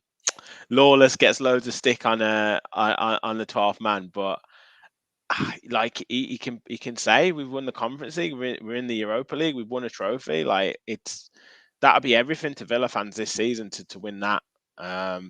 So yeah, I mean, and there's a potential that 5th place gets you Champions League, but I would take 6th, 7th place and win a trophy. Absolutely, yeah, absolutely. And then the final question I'm going to ask you, Rich, from Tom Dixon is: where do you expect Villa to finish in the league this season?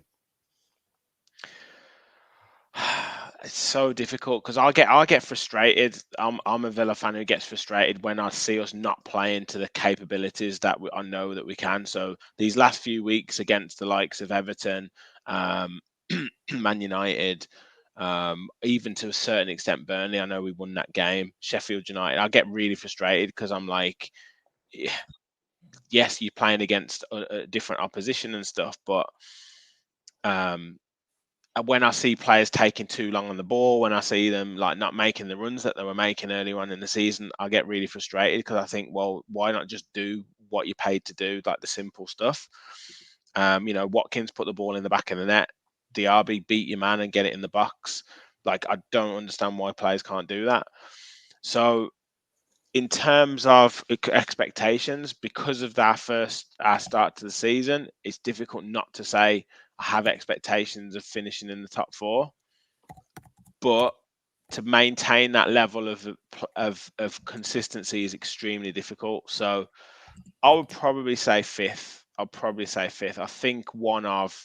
I think Tottenham will probably overtake us, but I think we'll have enough. I think we'll have enough just about to kind of hold off West Ham or Man United or even yourselves. I think we'll probably have enough on that, just off the back of home games and the like. Yeah, and who knows? Maybe 5th will be enough for Champions League this season. Maybe. Yeah. But I mean, at the games, I can be a nightmare. But I just get really frustrated when players don't do what they were, like what Brian Clough used to say, like, just do what I pay you. Just do what you're paid to do. Put the ball in the back of the net. Like, that's all I pay you to do. Or cross the ball, clear the ball. That's what I pay you to do. Like, I hate it when players overcomplicate things. Football can be a very simple game. Yeah. It can be until you start complicating it. Yeah.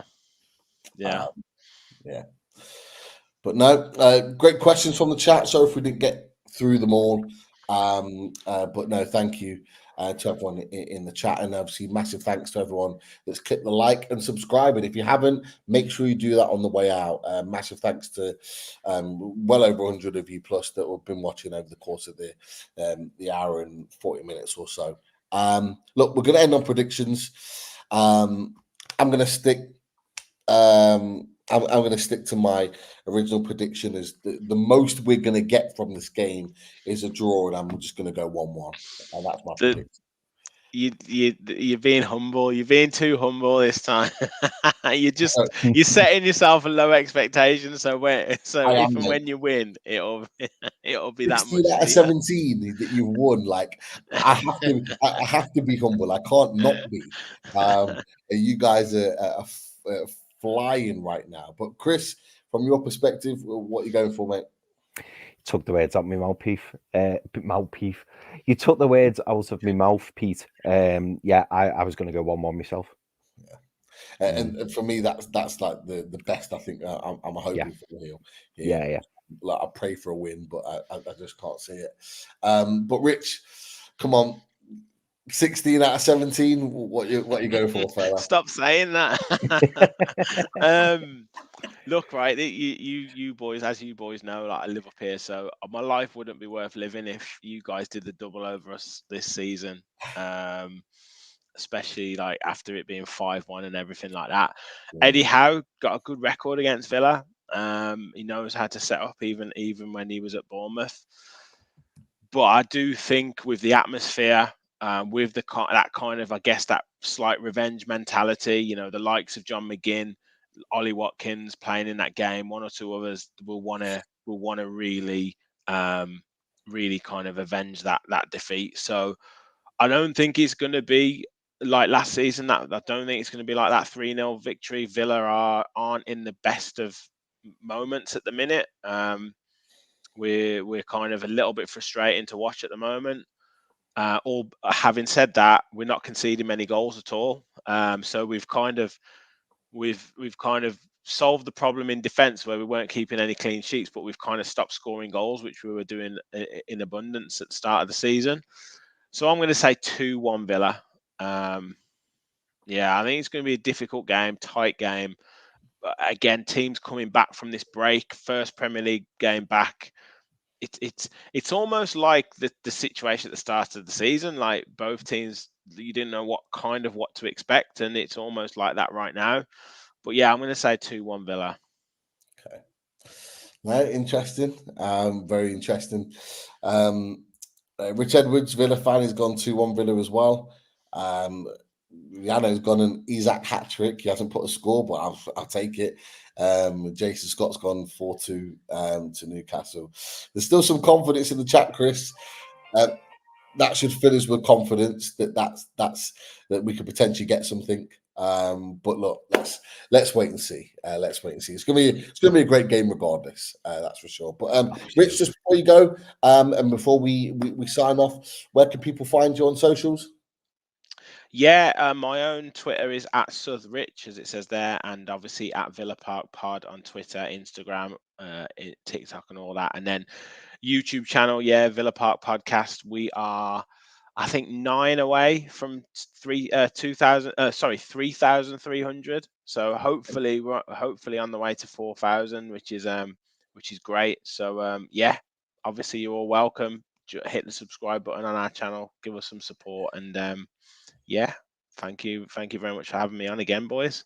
No problem at all, guys. Girls in the chat, go and get those 9 ticked off for Rich now. Go and subscribe to his channel. I'm sure it's tagged in there somewhere. Daz would have done that pre-show anyway, just a click of a button. But as we always say, the subs and the views make a massive difference to us as a channel. It would for Rich as well. He's a good guy and got a great channel going on there. But right, just quick sign-offs as always. Loaded have got our socials as well, so come and join us on our socials, whether we're on X, Instagram, TikTok. We have of course our shows on YouTube, and they're played back as well on Spotify, Apple Music, Amazon Music as well. And any business inquiries, loadedmag NUFC info@gmail.com. You want to get involved and want to work alongside the channel, feel free to get in touch, and we'll certainly have a chat and speak to you and see if we can work together in the future. Be aware that there will be a loaded reaction show to the game, most likely on Wednesday, so keep an eye out for that as well. And again, huge thank you to our sponsors. We've got Rich and the boys at the radiatorshed.com. Thank you for all your fantastic support, as well as H2O Bathroom Design Co. Thank you for all your support as well. And there are a few bathrooms, a few quality ones. We've got some new picks coming, so we'll also get them out there. People, we are out of there. We're going to let you go and enjoy the rest of your Sunday. Come and join us for the Loaded Mag reaction, and fingers crossed there are something on the board. Fingers crossed. But look, until then, guys, we do love playing away. Chris, take us home. Rich, how do you like that? Take care, guys. How you like